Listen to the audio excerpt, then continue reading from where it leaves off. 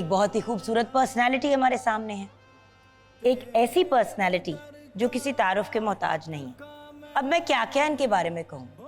Actor हैं, director हैं, anchor हैं, मॉडल हैं, फिल्म इंडस्ट्री के एक बहुत इम्पोर्टेंट हिस्सा हैं।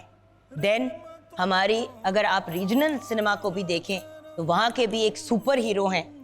मैं बात कर रही हूँ आपके मेरे हम सब के फेवरेट हमारे सुपरस्टार अरबाज खान की। अस्सलाम वालेकुम। वालेकुम अस्सलाम। अरबाज, दिन ब दिन आप मजीद हैंडसम होते जा रहे हैं, ये एक गिला आ रहा है आपके बारे में। और इसके लिए मैं हमेशा एक ही रवायती फिक्रा बोलता हूँ कि खूबसूरती जो है वो देखने वाले की आंख में होती है। Thank you. और कुछ नहीं करता, आई स्वेयर, मैं तो बड़ा एक सिंपल से routine no but you take care of yourself. ये तो नहीं है क्या? I do take care of myself. मतलब उसमें ये है कि मैं बिल्कुल जरा कुदरत की रूटीन के साथ चलता हूँ। रात की नींद, अर्ली सुबह उठना और दोपहर तक खाना खाना या 3-4 बजे तक हार्डली, उसके बाद बिल्कुल नहीं खाना। ये बात खाते ही नहीं है? नहीं, मैं रात का तो खाना बिल्कुल नहीं खाता। I have skipped it for the last I think 3 to 4 years।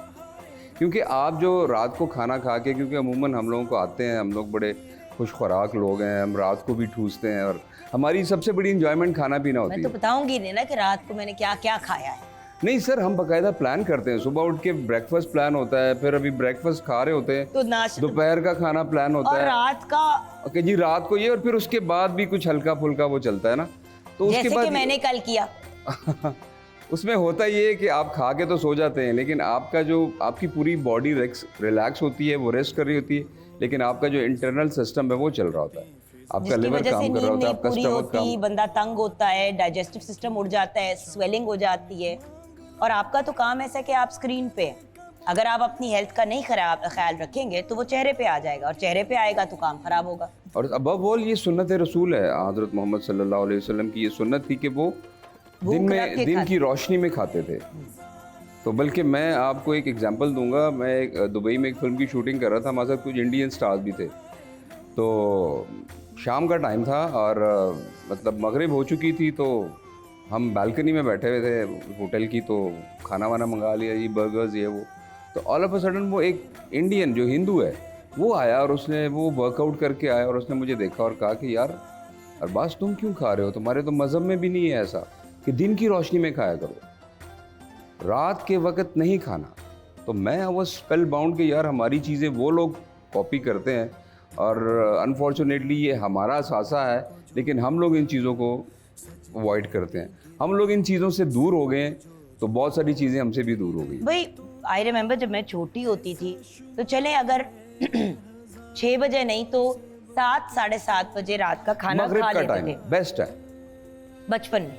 अब रात के लोगों के घर लोग खाने पे बुलाते हैं, और बाज मैं आपको बता नहीं सकती, मुझे हर बंदा कहता है तुम्हें खाने पे बुलाते हैं, तुम आती नहीं हो। मेरा पॉइंट ये है कि भाई आपने बुलाया है रात के खाने के लिए, खाना आपने सर्व करना है रात के 11-12 बजे।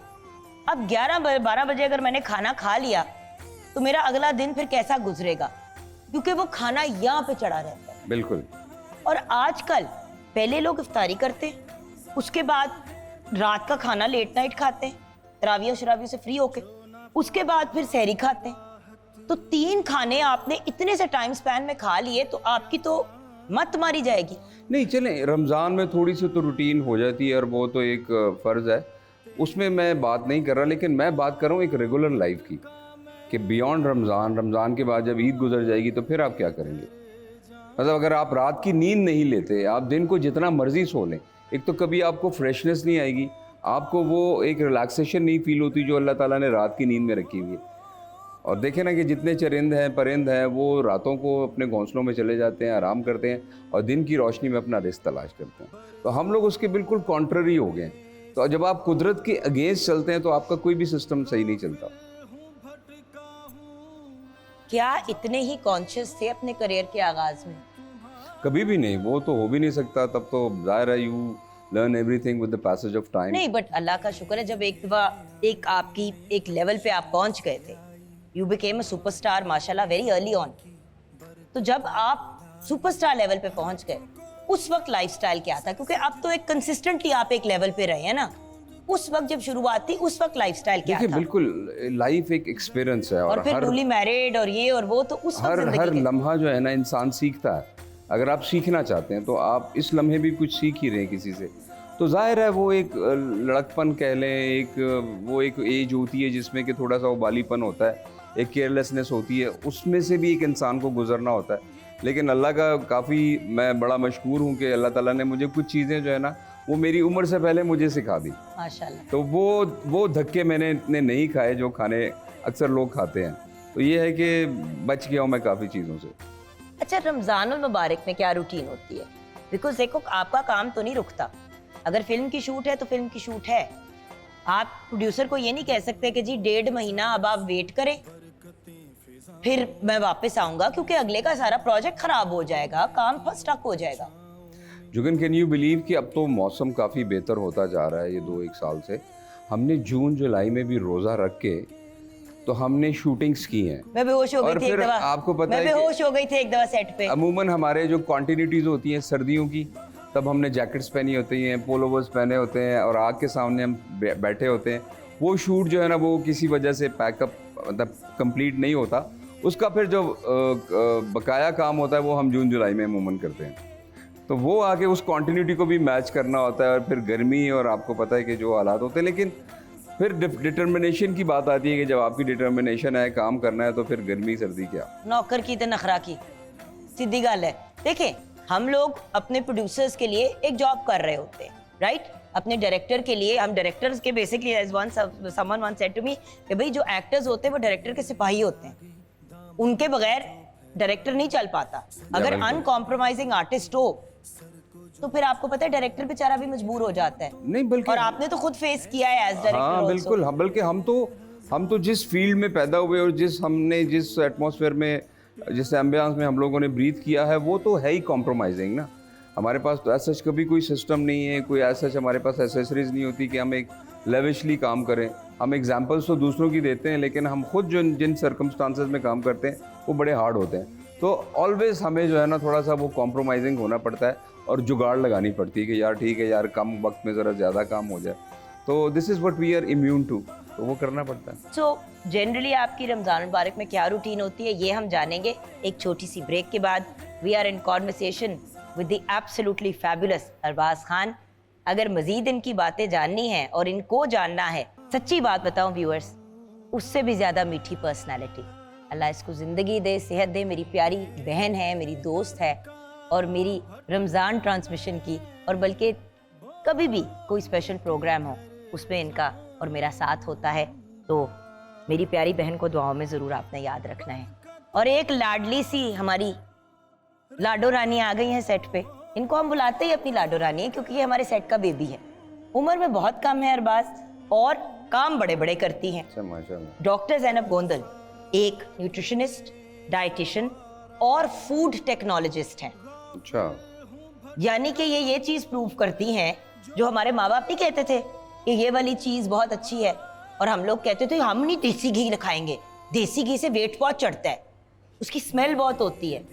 उसी देसी घी को ये प्रूव करती हैं, ये वाली जनरेशन जो इन सब चीज़ों से इतनी दूर है, प्रूव करती हैं कि ये चीज़ें अच्छी हैं। अच्छी है। अस्सलाम वालेकुम। वालेकुम अस्सलाम। हमारा बेबी जीनियस जो है ठीक है? बिल्कुल ठीक ठाक। अच्छा, ये बताओ ज़ैनब कि आज आपने एक ऐसी देसी चीज़ की बात करनी है जिसको बेसिकली मज्जों की खुराक कहा जाता है, सुहांजना। देखिए, अब मुरिंगा के बारे में सब बात कर रहे हैं कि ओ मोरिंगा इज वेरी कूल, लेकिन सुहांजने की जब बात होती थी तो वो जमा करके चारे के अंदर मिक्स करके दिया जाता था, राइट? बिल्कुल। तो और बाय द वे पुराने वक्तों में सुहांजने से खाना भी बनाया जाता था, और बहुत सी चीजें होती थी। हम अगेन उनसे दूर हो गए, वेस्ट नेचर के करीब जा रहे हैं, ईस्ट जहां पे ये सारी चीजें उगती हैं, जी हाँ बिल्कुल, वो तो उगा भी नहीं सकते, उनके पास तो एग्रीकल्चरल लैंड भी नहीं है। हम उगा के डब्बों में डाल के से दूर हो उनको दे रहे हैं, और वो उनको पैकेज करके हमें भेज रहे हैं 10 गुना ज्यादा कीमत पे। बिल्कुल सही बात। निकलती यहाँ से चीज। वो हमारे बच्चों को जंक फूड खिला खिला के उन्होंने उनका सत्यानाश कर दिया। हम उनके बच्चों को अपनी ऑर्गेनिक चीज़ें नहीं खिला सके, देसी घी ना खिला सके, मकई की रोटी, बाजरे की, इस तरह की। बाकी ये बेहतर तरीके से जानते हैं। आपसे भी बात करनी है, और इस गुफ्तगू के दौरान I want you to stay involve please Arbaaz, because हमने ये सेगमेंट आपके साथ इसलिए रखा है नहीं, मैंने बिकॉज अभी आप जो है- एक बहुत नेचुरल और वो जो कहते हैं ना क्लोज टू नेचर रहने वाले जी इंसान हाँ, हैं। बिल्कुल। हाँ। और मेरा तो देहात से ताल्लुक है, आई मीन नौशहरा से, तो वहाँ तो आज भी हमारी जो है ना ज़मीनों से हमें ख़ास तौर पे वो आटा और मकई और आपकी बहन भी पड़ी है राहों में, अच्छा क्योंकि मेरा कोई गांव नहीं है, मैं लाहौर में गंगाराम हॉस्पिटल में पैदा हुई हूँ, तो कुछ भी वो जो कहते हैं ना मेरे सारे प्यारे प्यारे भाई और बहनें जो मीडिया में काम करते हैं, किसी के घर फ्रेश देसी घी आ रहा है और फ्रेश गांव से सरसों का साग जो है वो आधा तैयार किया हुआ, वहीं से मकई का आटा भी आ रहा है, बिल्कुल सही सफेद मकई का आटा। यस मैं बैठी होती हूँ, मैंने कहा मुझे डब्बों के चॉकलेटें लोग भेज देते हैं, मैं की करना है चॉकलेट का, खजाने तो ये हैं। बिल्कुल सही तो बात। क्या क्या आता है आपके गांव से, पहले ये बता दें, मैं जरा एक्साइटेड हो जाऊं।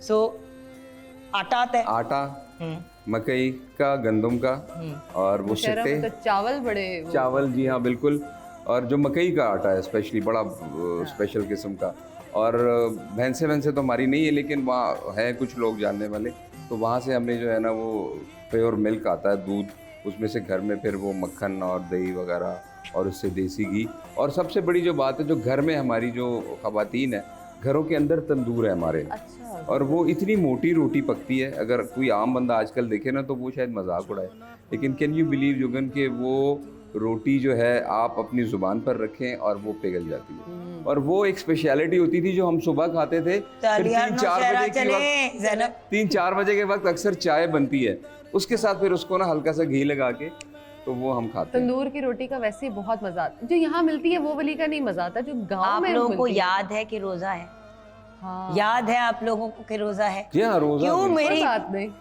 क्यों मुझ गरीब के साथ ये जुल्म कर रहे हैं आप लोग, और अपनी जात के साथ भी आगे बढ़ते हैं, इंग्रेडिएंट्स की बात करते हैं, पके हुए खाने की नहीं, बात नहीं देखिए करते। जुगन, ये चीज़ें जो कुरान पाक ने हमें कितने हज़ार साल पहले कही हैं, अब तो वेस्ट भी उन चीज़ों को एक्नॉलेज करता है। 100%। जो फास्टिंग है, आपको पता है एक नई जो रिसर्च है उसके मुताबिक, if you want to be more young, you want to look more younger, तो आप फास्टिंग करें। यस वो जो इंटर्म फास्टिंग का एक बाय द वे, ये आजकल एक अपने सिस्टम है बच्चों कि के साथ वो खड़े होते हैं तो वो स्टेज आ गया कि लोग कहते हो ये आपके बड़े भाई आप हैं। 24 घंटे बाप को मानने के लिए कोई तैयार नहीं है ना, क्योंकि मतलब he just doesn't look it. बिल्कुल। एक तो he got married very young, I am a witness to this also, so the fact is that obviously he is young, but वो वाली चीज होती है ना कि जब बच्चे, अब हमजा मेरे से ऑलमोस्ट फुट बिल्कुल। लंबा हो गया है, ही इज ऑलमोस्ट 18, माशाल्लाह। मैं उसको देख रही होती हूँ तो लोग कहते हैं ये आपके, मैंने कहा जी बेटे ही हैं, भाई मत कहिएगा, मेरे मुंह पे तो उम्र आ गई है, it's okay, but it's nice. या बट अगर आप उम्र चोर हो जाए तो आहा, वो और भी मजे की बात है, और वो हम नेचुरल एंड ऑर्गेनिक चीजों से ही हो सकते हैं। ऐसे ही है। जितना केमिकल डालोगे सिस्टम में, वो फिर चीख चीख के आपकी शक्ल पे, आपके बालों में, आपकी स्किन पे, आपके हाथों पे निकलेगा। तो ब्रेक की तरफ पढ़ते हैं, ब्रेक के बाद सुहांजना यानी कि मोरिंगा की बात करते हैं, उसके बेनिफिट्स की बात करते हैं, और देखते हैं कि कभी अरबाज खान ने इस चीज को ट्राई किया है।